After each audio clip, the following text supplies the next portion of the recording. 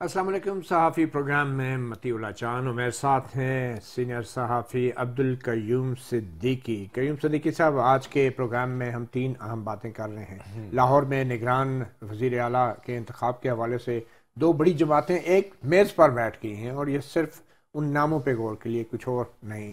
اور دوسری اہم بات یہ ہے کہ کراچی کے اندر ایک ترازو ہے جماعت اسلامی کا، اور اس کے دو پلڑے ہیں، اور ایک پلڑے میں تیر ہے اور ایک میں بلہ ہے. جماعت اسلامی کے اس ترازو میں کیا تیر کا پلہ بھاری ہوگا یا بلے کا؟ یہ بھی، اس کا بھی فیصلہ ہونا ہے، بہت جلد ہی ہونا ہے. اور پھر تیسری سب سے اہم بات ہے، ہمارے تیسرے سیگمنٹ میں ہمیں جوائن کریں گے ہمارے اکانومی کے سینئر صحافی ہیں سید مہتاب حیدر. ان سے بات کریں گے، کیونکہ اب اسٹیٹ بینک کی طرف سے کہا جا رہا ہے کہ ڈالر آئندہ ہفتے آنے والے وہ کیسے آئیں گے، وہ بھی ہم مہتاب حیدر سے ڈسکس کریں گے. سب سے پہلے قیوم صدیقی صاحب، ایک میز پر بیٹھ گئی ہے تحریک انصاف اور پی ڈی ایم، اور تین لوگ پنجاب اسمبلی کے جو اراکین ہیں، اور یہ بظاہر میرے خیال میں یہ پہلی بار ایسا ہوگا کہ کسی ایک سیریس معاملے کے اوپر سنجیدگی کے ساتھ دو جو فریقین ہیں وہ ایک ٹیبل پر بیٹھیں گے. اب وہ ایک ٹیبل پہ بیٹھیں گے یا نہیں، یا وہ تین اپنی اپنی ٹکڑیوں میں اپنے اپنے نام جو ہیں مزید دے دیں گے اور پھر اتفاق نہیں ہوگا. بظاہر تو ایسے ہی لگ رہا ہے کہ اتفاق ہونا مشکل ہے، مگر جو تین لوگ ہیں اب پی ڈی ایم کی طرف سے ملک احمد خان ہے، حسن مرتضیٰ، خلیل طاہر سندھو، اور اس کے بعد جو یہ پی ٹی آئی کے آپ کو بتا رہا ہوں کہ حکومتی اتحاد کی جانب سے اب آ رہے ہیں اسلم اقبال، راجہ بشارت، اور بلکہ یہ میرے خیال میں راجہ بشارت اور ہاشم جوان بخت، یہ پنجاب میں جو حکومتی اتحاد ہے ان کے نام کی طرف سے آ رہے ہیں. تو یہ نام نگران وزیر اعلیٰ کے اوپر جو نام سامنے آئے ہیں ابھی تک، وہ نام تو عمران خان نے ابھی حال ہی میں انٹرویو میں کہا کہ ہم نے جو نام دیے ہیں وہ تو بڑے سیریس نام ہیں، اور جبکہ جو پی ڈی ایم کے اتحاد نے نام دیے ہیں وہ انتہائی غیر سنجیدہ ہے. تو پی ڈی ایم کے اتحاد نے جو دو ہی نام آئے، ایک تو وہ چیمہ صاحب ہیں اور محسن نقوی جو ایک صحافی ہیں، جو عمران خان صاحب کہہ رہے ہیں کہ ہم نے جو نام دیا اس پہ کسی کو اعتراض نہیں سوائے ایک نام کے، جو میں بتاتا چلوں. کابینہ کے ایک سیکرٹری ہیں، کیبنٹ سیکرٹری، سرونگ بیوروکریٹ ہیں، اور احمد نواز سکھیرا، ان کا نام بھی عمران خان نے دیا، جس کے بارے میں وہ کہہ رہے ہیں کہ کسی کو اعتراض نہیں ہے. وہ توشہ خانے کی نہیں احمد نواز سکھیرا، ہاں جی بالکل. اور پھر اس کے بعد ایک نصیر خان صاحب ہیں جو سابق وزیر صحت بھی رہے پنجاب کے، اور وہ دوہری شہریت کے حوالے سے بھی ان کا نام لیا جا رہا ہے. بہرحال اعتراضات تو کسی پہ بھی کیے جا سکتے ہیں، چیمہ اور محسن نقوی کے حوالے سے بھی، مگر اہم بات یہ ہے کہ یہ دونوں سیاسی جماعتیں نگران وزیر اعلیٰ کے حوالے سے ایک ٹیبل پر بیٹھنے جا رہی ہیں. تو آپ کو لگتا ہے کہ یہ اتفاق ہو جائے گا، یا یہ معاملہ بھی آئین کے تحت پھر یہ الیکشن کمیشن کا ایک بیوروکریٹ طے کرے گا کہ کون بنے گا نگران وزیر اعلیٰ؟ آپ کو کیا دکھ رہا ہے؟ ویسے کوئی چانسز ہیں؟ اچھا، ویسے بطی اللہ جان صاحب، پہلے تو نام آئے، دونوں طرف سے آئے، اور لیڈر آف دی اپوزیشن، اور اس میں نہیں مطابقت ہو سکی، کسی نام پہ اتفاق نہیں ہو سکا. تو اس کے بعد یہ کانسٹیٹیوشنل ریکوائرمنٹ ہے کہ اس کے بعد یہ جو کمیٹی ہے جس میں اپوزیشن اور حکومت دونوں کے مساوی ارکان ہوں گے، تین، اور ان کے پاس آئے گا. یہ آئینی ریکوائرمنٹ ہے، مطلب یہ وہ کوئی کسی کا وہ نہیں ہے، کیونکہ یہ پروسیس اس کے بغیر چل نہیں سکتا ہے. پھر اس کے بعد الیکشن کمیشنر جو ہیں وہ ان کے پاس جائے گا. لیکن میرا خیال ہے، میرا ہنچ ہے، مطلب میری انفارمیشن نہیں ہے کوئی، کہ یہ پارلیمنٹری کمیٹی جو بنی ہے نا، اس میں کوئی ایک نام فائنل ہو جائے گا. اچھا، میرا ہنچ ہے کہ یہ معاملہ چیف الیکشن کمیشنر تک شاید نہیں پہنچے گا، یا الیکشن کمیشن آف پاکستان تک جو ہے وہ نہیں پہنچے گا. وہ نام کون سا ہوگا؟ آپ کا کیا ہنچ ہے؟ وہ نام کون سا ہوگا، یہ ایسے ہی آپ جو ہے نا، اگر میں دیکھوں بیٹھوں، اور تو میرا خیال ہے کہ وہ اگر محسن نقوی صاحب کو اگر دیکھا جائے، ہر صحافی کا یہ محسن خیال نقوی ہوگا. نہیں، خیال نہیں ہوگا. مطلب پرویز الہی صاحب جو ہیں، ان کے حوالے سے اور ان کے ساتھ تعلقات کے حوالے سے محسن نقوی صاحب بڑے تعلقات رکھنے والے انسان ہیں. مگر شاید فواد چودھری صاحب کو پسند نہیں ہے، وہ ٹویٹ کر چکے ہیں اس حوالے سے. محسن نقوی پہ بڑے شدید اعتراضات، اسی لیے جو ہے وہ شاید میں آپ کو بات کر رہا ہوں نا کہ شاید وہ ہو جائے. مجھے یہ لگتا ہے کہ جس قسم کے حالات ہیں، ان حالات میں یہ جو ایک میز پہ اگر بیٹھ بھی گئے نا، اور ان کی ایک تصویر آ گئی اکٹھی کہ یہ 3 پی ڈی ایم کے اور یہ 3 جو ہیں وہ پی ٹی آئی کے اور کاف لیگ کے لوگ ہیں، تو یہ بھی بہت بڑی ایک کامیابی ہوگی کہ ایک ٹیبل پہ بیٹھے ہوئے اگر ایک تصویر میں دکھ گئے تو اس سے زیادہ کچھ بھی نہیں. یہ معاملہ جائے گا سکندر سلطان راجہ کے پاس، چیف الیکشن کمشنر کے پاس، اور وہ ڈیسائیڈ کریں گے کہ وزیر اعلیٰ کون ہوگا. ویسے ہم نے کل بھی ڈسکس کیا تھا کہ ایک تو یہ نگران وزیر اعلیٰ کی جو پخ ہے نا، یہ میرے خیال میں اس سے زیادہ بے عزتی کسی بھی منتخب وزیر اعلیٰ کے عہدے کی نہیں ہو سکتی. اور آئین میں یہ چیز ڈال کے اپنے خود ہی، جس کو کہتے ہیں نا کہ اپنی بے عزتی کرنے والی بات ہے منتخب عہدوں کی، پبلک آفیسز کی. انڈیا میں اور دوسرے ملکوں میں ایسے ہوتا نہیں، بالکل نہیں ہوتا ہے. انڈیا کے اندر تو اور کچھ بھی نہیں ہوتا ہے جو ہمارے ہاں. ہم نے تو کانسٹیٹیوشن کے تحت ہی چلنا ہے نا. آپ کو انڈین آرمی چیف کا نام تو یاد ہو؟ پتہ نہیں، بالکل نہیں یاد ہے مجھے. اب مجھے شکر ہے نہیں پتا یار. نہیں دیکھیں، وہاں پہ تو کبھی آپ نے اور چیز دیکھی ہے؟ ٹھیک ہے، وہاں پہ آپ نے کبھی مارشل لا لگتے دیکھا ہے؟ یار وہ بہت مختلف ایک ڈیموکریسی ہے، اس کے ساتھ اختلافات اپنی جگہ پہ ہیں، لیکن اس کے سسٹم آف گورننس جو ہے اس کو دیکھ کے. اور لیکن مسئلہ پاکستان کا ہے جناب، پاکستان کے آئین کا. پاکستان میں چلنا ہے پاکستان کے آئین کے مطابق. کسی ملک کے اندر کیا پریکٹس ہے اس کے مطابق تو نہیں چلنا. میں ایک انٹرویو کا ذکر کرنا چاہوں گا قیوم صاحب.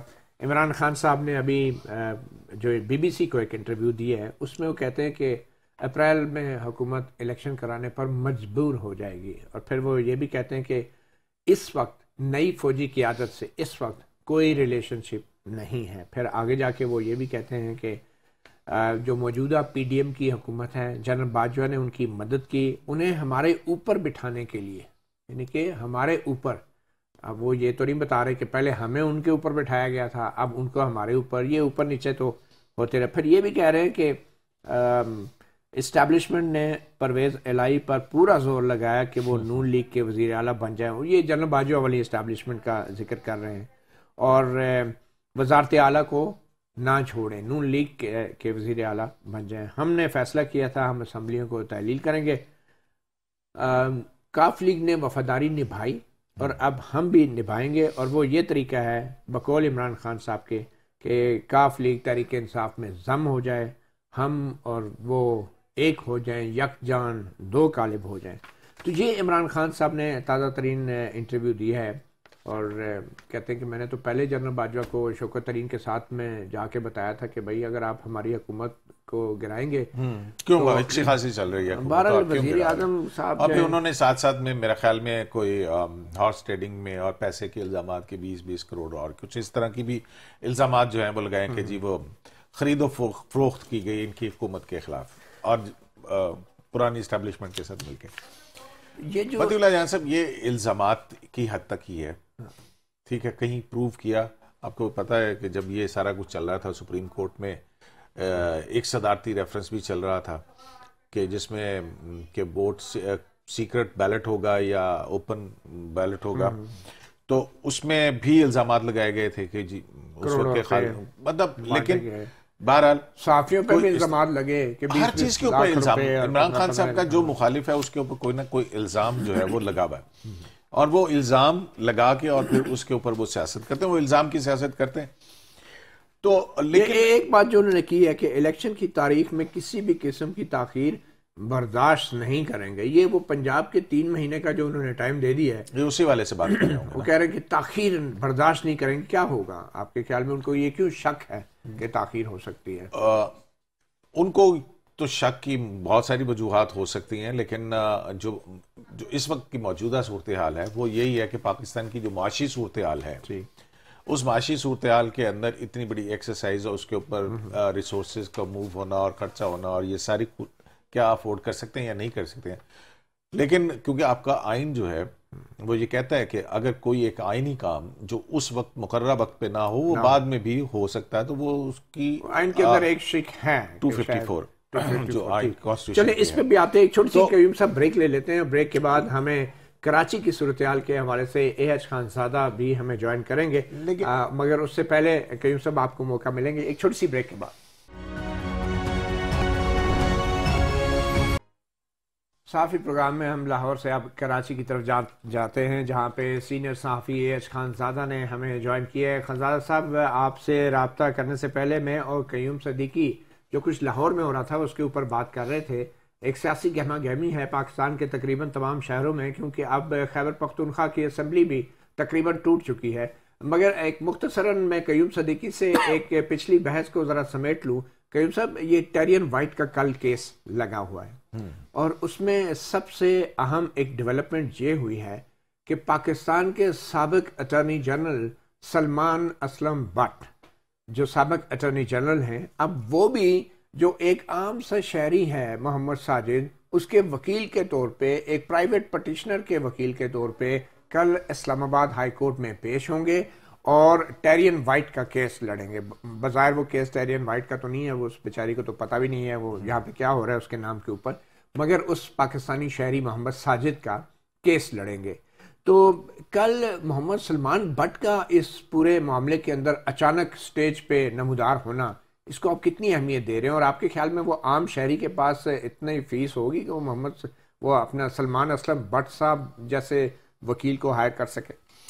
اچھا متی اللہ جان صاحب، دو چیزیں ہیں، کیونکہ میں جو ساجد صاحب ہیں جو پیٹیشنر ہیں میں ان کو نہیں جانتا ہوں، تو لہٰذا میں ان کی فائنینشیل ہیلتھ کے بارے میں کہہ نہیں سکتا ہوں کچھ. ٹھیک ہے.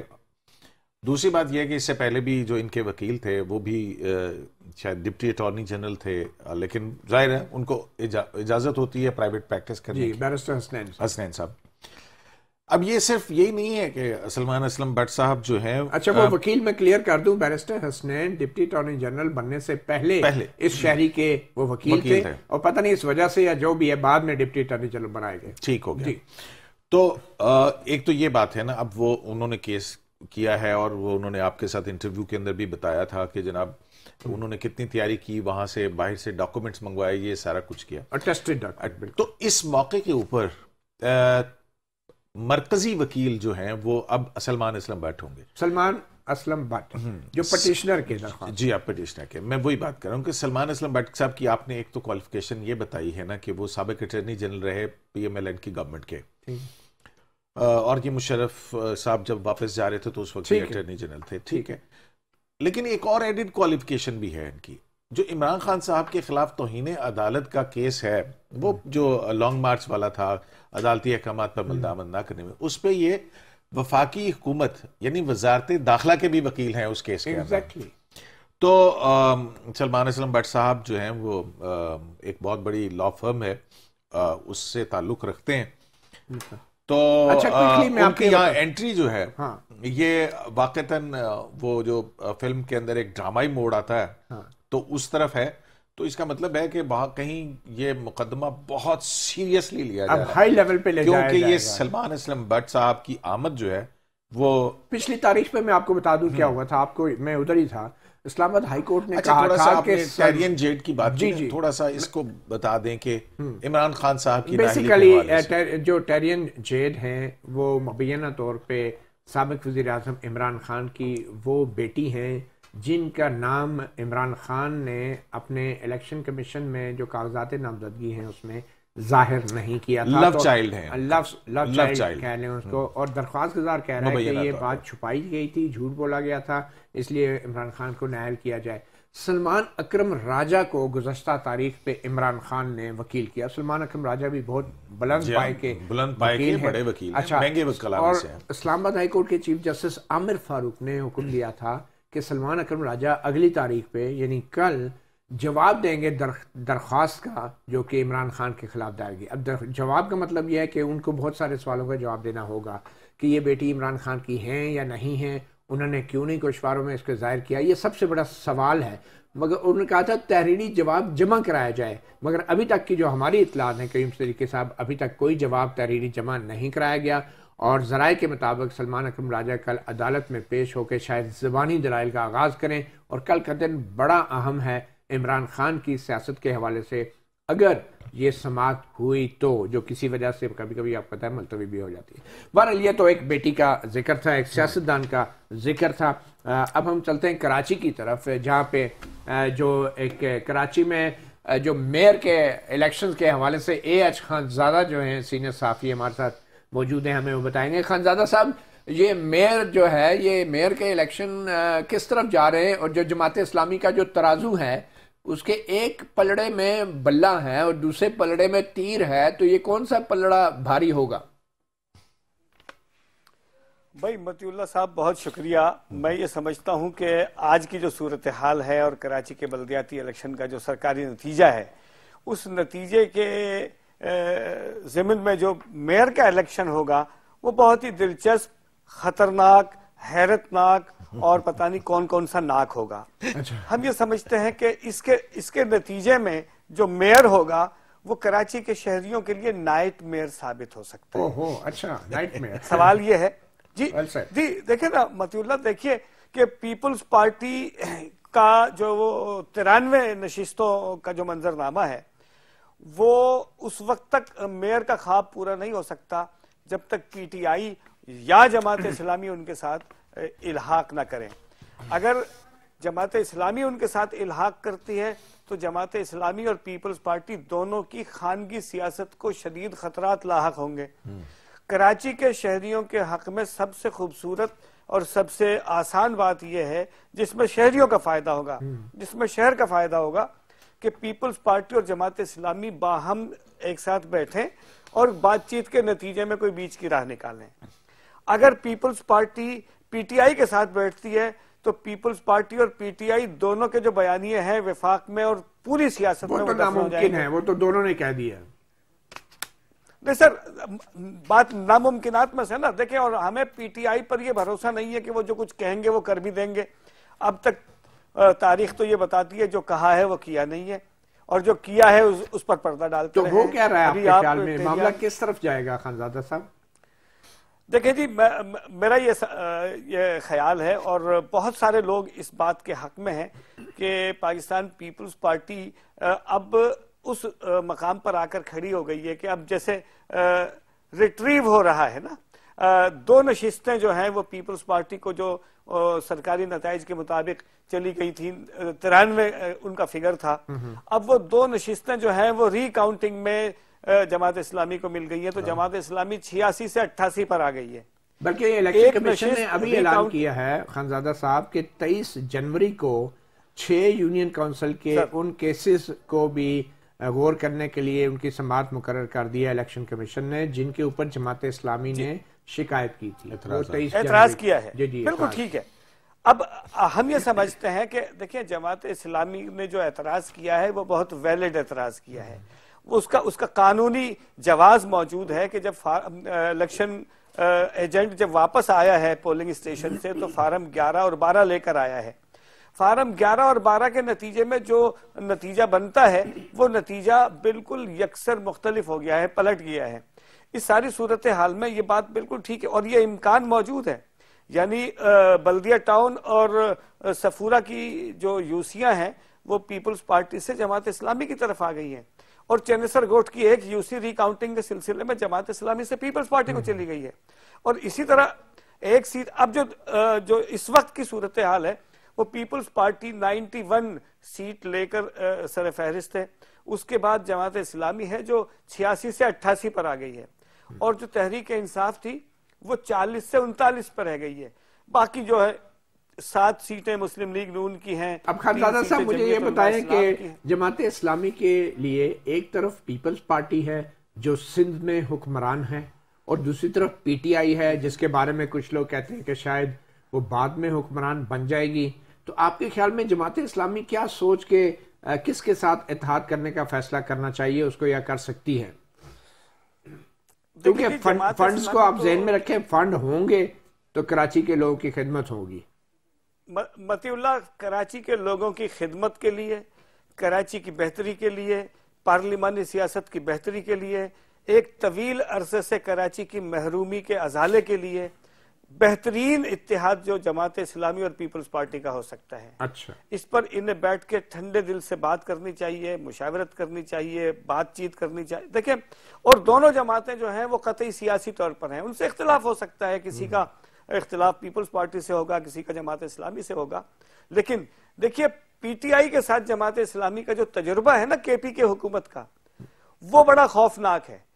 اس تجربے سے اگر پیپلز پارٹی کے علاوہ جماعت اسلامی پی ٹی آئی کے ساتھ بیٹھتی ہے تو جس طرح پہلے پی ٹی آئی نے جماعت اسلامی کو استعمال کر کے پھینک دیا تھا، اس بار بھی جماعت اسلامی کو استعمال کر کے اچھا خانزادہ صاحب اب یہ بتا دیں کہ پیپلز پارٹی کیا قانون میں کچھ لچک دکھائے گی اور کیا وہ تمام محکمے اور اختیارات کراچی کے میئر کو دے گی، چاہے وہ پیپلز پارٹی کا میئر ہو یا جماعت اسلامی کو؟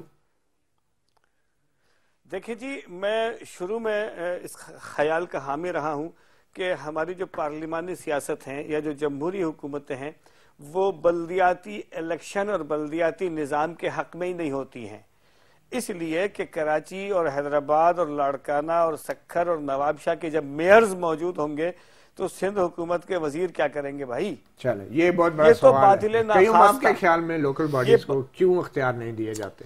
بالکل، یہ خانزادہ صاحب والی بات بالکل درست ہے۔ دیکھیں، جو لوکل باڈیز کا سسٹم، پہلی بات تو یہ ہے کہ وہ اس کے اوپر جانا ہے نا کہ وہ کس قسم کا سسٹم ہے۔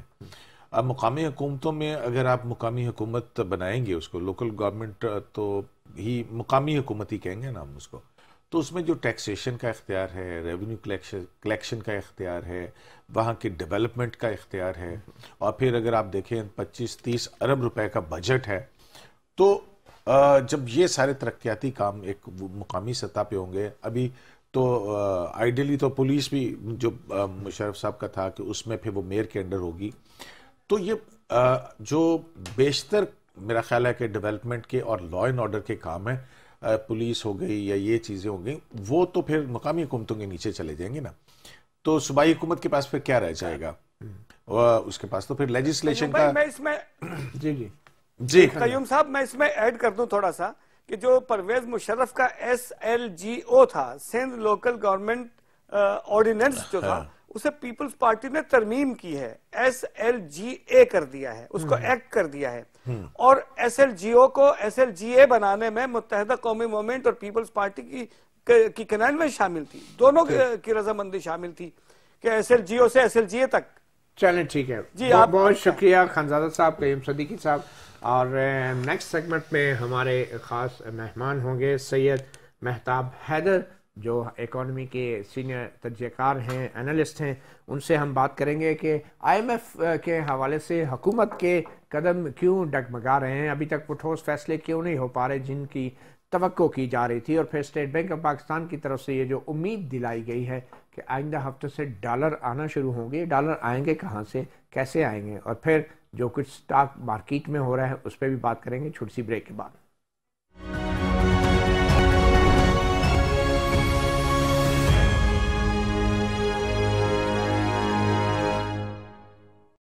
صحافی پروگرام میں اب ہم بات کریں گے پاکستان کی معاشی مشکلات کی، اور جو بڑے اہم اور سخت فیصلے جن کی توقع کی جا رہی ہے وہ بھی آنے والے ہیں۔ وزیر اعظم شہباز شریف کی صدارت میں اس وقت ایک اجلاس جاری ہے، اسی سے متعلق ہم بات کریں گے سید مہتاب حیدر، جو سینئر صحافی ہیں اور اکانومی کو کور کرتے ہیں۔ مہتاب حیدر صاحب، یہ کیا اجلاس ہے، اس کا کیا ایجنڈا ہے، کس قسم کے فیصلوں کی ہم توقع کر سکتے ہیں؟ دیکھیں، بنیادی طور پہ اس ٹائم جو حکومت کے سامنے سب سے بڑا چیلنج ہے وہ یہ ہے کہ ایک ڈیڈ لاک ہے IMF کے ساتھ، تو اس ڈیڈ لاک کو ختم کرنے کے لیے جو IMF نے پرسکرپشن دی ہوئی ہے اپنی، اس پرسکرپشن کے تحت کچھ اقدامات ہم نے لینے ہیں۔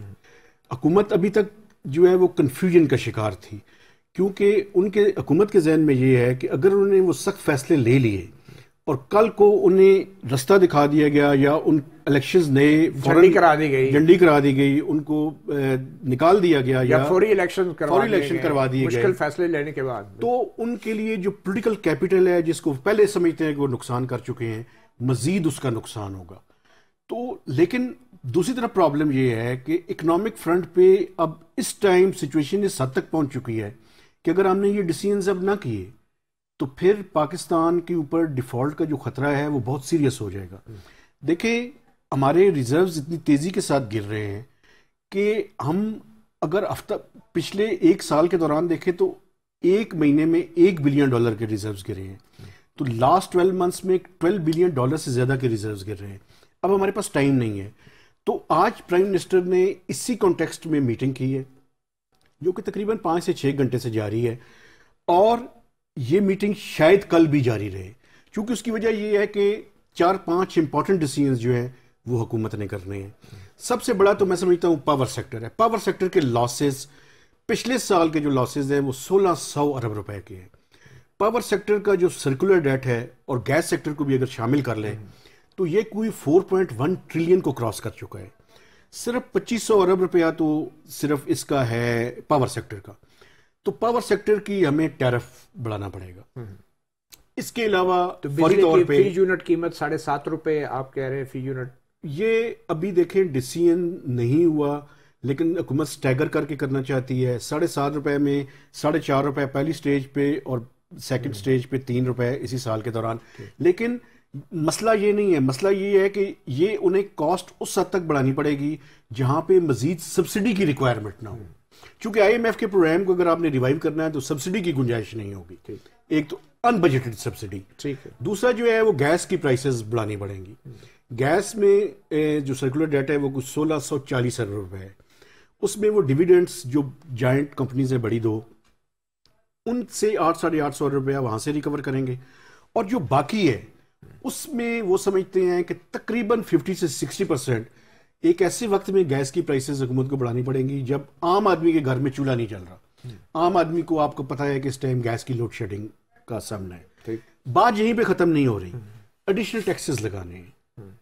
اور وہ ایڈیشنل ٹیکسز پاکستان کے لاسٹ جو بجٹ تھا اس میں 200 سے 250 ارب روپے کے ٹیکسز لگے تھے. اب جو ٹیکسز لگانے ہیں وہ شاید اس سے زیادہ مالیت کے. کتنے؟ آپ یہ دیکھیں کہ اگر آپ نے 300 سے 400 ارب روپے کا ذکر کیا, 400 ارب روپے کا میں نے اپنی سٹوری میں ذکر کیا ہے.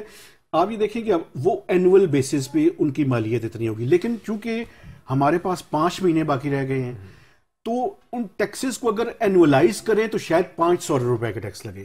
لیکن وہ 5 مہینوں میں 150 سے 200 ارب روپیہ نیٹ جو ہے وہ حکومت جو ہے وہ حاصل کرنا چاہتی ہے. اور یہ بڑے مشکل فیصلے. اور آخری جو سب سے بڑا مشکل ہے, جو ڈار صاحب کے لیے بہت مشکل ہے, ابھی تک انہوں نے ایکسچینج ریٹ کو مینج کر کے رکھا ہوا ہے اور 3 سے 4 ایکسچینج ریٹ ہیں. یہ ختم کرنے پڑیں گے. ڈپریسیشن تھوڑی سی کرنی پڑے گی مزید. ایک ایسا ایکسچینج ریٹ کرنا پڑے گا جو کہ ایک ایکسچینج ریٹ ہو, 3 سے 4 ایکسچینج ریٹ کے ریٹس جو ہے وہ نہ ہوں. تو اس لیے ڈپریسیشن بھی ہوگی. اس کے نتیجے میں ڈالر کہاں تک جا سکتا ہے؟ دیکھیں ڈیپینڈ کرتا ہے کہ ہمارے انفلوز کتنے بہتر ہوتے ہیں. اگر ہمیں سعودی عرب سے پیسے آ جاتے ہیں, ہمیں یو ای سے پیسے آ جاتے ہیں, ہمیں چائنا سے پیسے آ جاتے ہیں, تو اس کے بعد شاید اتنی زیادہ ڈپریسیشن کی ضرورت نہ پڑے. لیکن اگر نہیں آتے تو اس ٹائم فنڈامنٹلز یہ بتا رہے ہیں کہ روپیہ مزید ڈپریسیشن. یہ جو اگلے ہفتے ڈالر آنے کی بات کی ہے اسٹیٹ بینک کے گورنر نے, یہ ڈالر کہاں سے آئیں گے؟ یہ بیسیکلی انہوں نے مڈل ایسٹ کا جو اپنے اس میں ذکر کیا ہے. یہ میں آپ کو سعودی عرب اور یو ای, جیسے ریسنٹلی آرمی چیف نے بھی وزٹ کیا, پھر پرائم منسٹر نے بھی یو ای ابھی آپ نے دیکھا کہ گئے, اور فائنانس منسٹر جو ان کے ہیں ان سے بھی سعودی عرب کے ان سے بھی بات چیت حکومت کی چل رہی ہے. لیکن پرابلم یہ ہے کہ اب یہ نہیں پتا کہ ہم بڑے ڈیسپریٹ ہیں کہ اس پیسہ آنے میں کتنا ٹائم لگے گا. سعودی عرب نے جو اسٹیٹمنٹ دی وہ انہوں نے اسٹڈینگ کا ورڈ یوز کیا کہ وہ اسٹڈی کر رہے ہیں. اب کتنا عرصہ لگے گا اٹ ڈیپینڈس. لیکن ہماری طرف سے ان کو یہ کہا جا رہا ہے کہ ایس او ایس ہے, آپ جلدی سے جلدی ہمیں یہ امداد دیں. اچھا, آپ نے یہ بھی کہا کہ حکومت زر مبادلہ کی شرح میں جو مبینہ طور پہ ہیرا پھیری کر کے جو بینکوں کو منافع حاصل ہوا 60 سے 70% تک کٹوتی جو ہے اس پر محصول عائد کرنے کے حوالے سے غور کر رہی ہے. یہ کیا ہے؟ ان بینکوں کا کیا قصور ہے؟ اگر ابھی ڈالر کو فری فلوٹنگ کر دیا جائے تو معاملہ تو وہیں پہ چلا جائے گا, تو ان بینکوں کا کیا قصور ہے؟ دیکھیں بنیادی طور پہ یہ بینکس کے اوپر یہ ایلیگیشن ہے کہ انہوں نے ایک ایسے وقت میں جب کہ ڈالر کا وہ ریٹ نہیں تھا وہ زیادہ ریٹ پہ لوگوں کو دیا اور اس سے انہوں نے ناجائز منافع کمایا. ان کی جو بیلنس شیٹ ہے وہ یہ بتاتی ہے کہ پچھلے سال کے مقابلے میں سپٹمبر تک 100 ارب روپے زیادہ انہوں نے کمایا. تو کتنا ایک عائد ہو جائیں گے؟ تو ڈیپینڈ کرتا ہے اب یہ کہ اس کے اوپر کہ فسکل اب کس جگہ پہ جا کے حکومت. کوئی انکوائری رپورٹ آ گئی ہے کہ نہیں؟ انکوائری رپورٹ کا بھی دیکھیں کافی عرصے سے بار بار کہہ رہے ہیں کہ آ جانی ہے, کل آنی ہے, نہیں آ رہی. لیکن بنیادی طور پہ اس انکوائری رپورٹ کے کانٹیکسٹ میں ہی یہ ٹیکس جو ہے وہ ہے. 2 پروپوزلز ہیں اس کے اندر. ایک تو یہ ہے کہ فلڈ لیوی امپورٹس کے اوپر لگائی جائے کیونکہ ہماری امپورٹس کو ہم نے کرٹیل کرنا ہے, اور دوسری لیوی جو ہے ان بینکس کے جو ناجائز منافع ہے لائگلی اس کے اوپر لگائی جائے. کیونکہ لیوی لگانے کا فائدہ یہ ہے کہ اس کے پیسے صوبوں تک نہیں جائیں گے, فیڈرل گورنمنٹ کے پاس. چلیں کوئکلی بتائیں, آئی ایم ایف کا ڈیلیگیشن کہاں گیا؟ ہمیں تو شہباز شریف بتا رہے تھے کہ ابھی آیا, کل آیا, پرسوں. اب میں اس کے بارے میں یہ کہوں گا سر, انڈرسٹینڈنگ کا ایشو ہے. آپ نے آئی ایم ایف کے ایم ڈی سے بات کی اور انہوں نے کہا let's see we will consider it. تو ہم یہ سمجھ بیٹھے کہ ان کا ڈیلیگیشن آ رہا ہے. IMF کا ایک میکنزم ہے, ہم یہ اقدامات کریں گے اور ٹف ڈیسیژنز لیں گے تو IMF کا مشن آئے گا, ورنہ نہیں آئے گا. کب تک کا ڈیڈ لائن ہے ہمیں یہ اقدامات کرنے؟ یہ ہمارے اوپر ڈیپینڈ کرتا ہے. دیکھیں ان کا جو 9th ریویو ہے اس کا ٹائم فریم آلموسٹ کمپلیٹ ہو چکا ہے. اگر ہم نے 5 سے 7 دن مزید لگا دیے تو ان کا جو 10واں ریویو ہے اس کا فروری کے سٹارٹ سے اس کا آغاز ہو جائے گا, تو پھر مزید ڈیلے ہو سکتا ہے. اس لیے ہماری کوشش یہ ہونی چاہیے کہ ہم جلدی سے جلدی یہ اقدامات لیں تاکہ وہ آئیں اور ان کے ساتھ بیٹھ کے ہم یہ جو 9th ریویو ہے اور $1 بلین کی ٹرانچ ہے یہ فائنلائز کر سکیں. یہ لگتا ہی ہے کہ شہباز شریف جو ابھی ہنگامی اجلاس کر رہے ہیں, جو بقول آپ کے کل بھی جاری رہے گا, اس میں شاید بہت مشکل فیصلے کریں گے. حکمرانوں کو تو فیصلے مشکل کرنے پڑتے ہیں مگر غریبوں کا اور عوام کا جینا مشکل ہو جاتا ہے. دیکھتے ہیں کہ کل تک شہباز شریف کی حکومت کیا ایسے بڑے فیصلے کرتی ہے جس سے عوام پہ مشکلات تو آئیں گی مگر شاید ریاست اور ہمارا ملک جو ہے کسی بڑے معاشی بحران سے یا تباہی سے بچ جائے. صحافی پروگرام سے اتنے ہی اجازت دیجیے. اللہ حافظ.